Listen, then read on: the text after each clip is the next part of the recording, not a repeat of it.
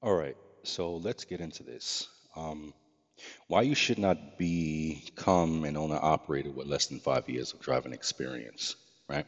Simply put, trucking etiquettes. You haven't spent enough time um, in the trucking industry to understand that there is a code that you have to follow. Because being in trucking, this is a particular group and there's a code that you have to follow. Becoming an owner operator, not knowing these codes, like you got, like I said, you got foreigners, you got women, you got adolescents who are learning to become owner operators, and everybody's becoming an owner operator simply for the sake of, oh, I own my own business. Fuck out of here! Come on, really? You know, um, and they think they're successful. I mean, let me explain to you how the deeper portion of becoming an owner operator too soon, other than the fact that the insurance companies will eat your ass up. You know, hold on, let me take a sip of my coffee. So, this is how it would cost you. Because you've gotten into trucking, you spend 2 years in trucking, and you think you got it down pat. You studied the business side of it. I don't care what you think you know, you really don't know shit. And this is the reason why 4 out of 5 drivers, or 8 out of 10 drivers fail in the owner operator business, and they end up starting back over again or whatever, but they end up failing. And they're failing because, drivers are not, real experienced drivers that's been in it for a long time is not sharing the information. And I agree with them 100%. I agree with not sharing information because there's too many people that's coming into trucking. And, I'm going to get into this with another audio podcast. It's the automatics. The automatics is the big problem, you know. But there's too many people in trucking right now. But here's the nitty gritty. Less than 5 years of trucking experience, how it can cost you more than just the insurance company eating you up, is the simple fact that because you don't have the trucking code, you can easily offend another driver who knows what the fuck he's doing, who knows how to be professional, how to carry himself, how to be accountable for his actions as a driver. Not just accountable for his actions as a driver in terms of his career and safety, but in terms of respect for the other driver, in terms of respect and courtesy for the next man, who may be just like himself, experienced, professional, carries himself right, and is accountable, you know. And you in less than 5 years of trucking, you're not going to have that code. You're not going to understand or know that code. So it's going to be very, very easy to offend another driver. And this is how it can cost you. You offend a driver, right? You offend a driver or, a driver, because the most annoying thing to a grown ass man, and I'm basing this off of the experience that I've seen from my father as well as myself as a grown man, today. Um, the biggest pet peeve of a grown man is the simple fact that there are other adults who make stupid decisions.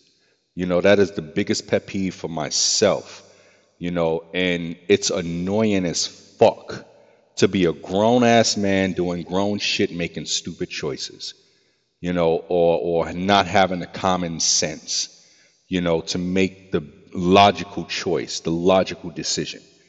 You understand what I'm saying? And it is annoying as fuck.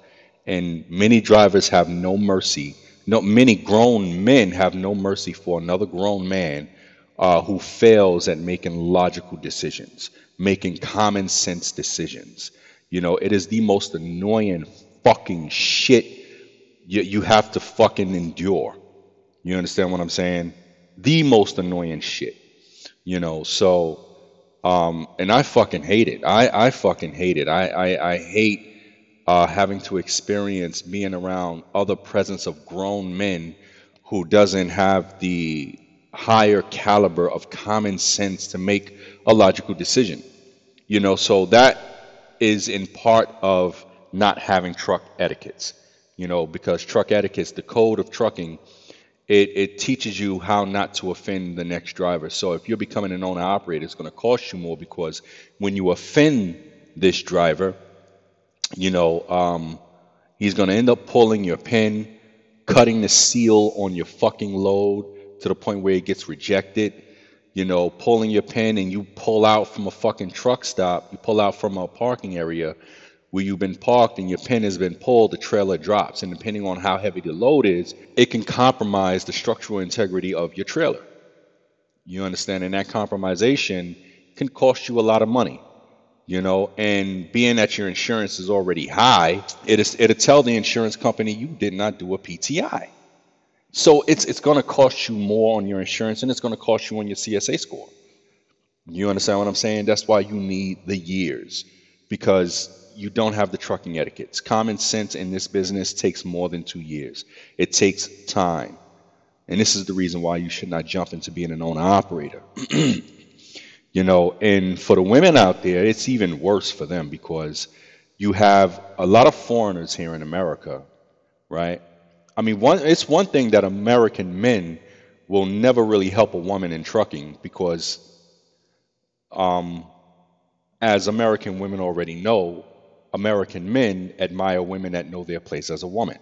You know, doing a man's job, a man is not going to teach you how to do a man's job, you know. So it's harder for women out here in the trucking business. You know, if you're one of the women who never experienced it, then you're lucky. You're lucky, because a man is not going to teach you how to do a man's job. And I see a lot of women that's out here struggling to back, you know, trying to figure out what to do next. A man is not going to help you, especially foreigners, because you got Russians, you got Chinese, you got Indians out of India, you got Brazilians. And in all of these countries, their women know their place. You know, how many female Mexicans do you see in trucking? Not a lot. Very few. And the ones that are in trucking, more than likely they work for their husbands. You know, they're working for their husbands. And I've seen it. I've seen a Mexican female trucker, and she works literally for her husband. You know, and they drive, he bought her own truck and all this other stuff. And she's working for him. You know, all the money goes to him, and they do what they got to do. They own their own trucking business. And they are the only two operators, you know. So yeah, it's hard out here for women as well, you know. And like I said, in these other countries, you know, these Russians, these Chinese, these Indians out of India, these Africans, they're not used to seeing women doing men's jobs. They're not used to seeing women talking out of place. You know, so they treat women in the trucking industry here in America, in their own country, like shit. Some women are lucky. You know, the masculine women, they tend to be lucky. You know, nobody really fucks with them that much. But a lot of truckers out here, they'll probably more than likely run you off the fucking road. And I've seen it happen, you know. But yeah, don't become an owner-operator too soon. Don't become an owner-operator too soon, because you don't have the trucking etiquettes, and you're going to end up paying for it more than you know. You know, so that's the audio podcast here concerning that subject. You know, just needed to get that out, because I've been seeing a lot of videos on YouTube where drivers have been getting their pins pulled. You know, their truck has been damaged on purpose.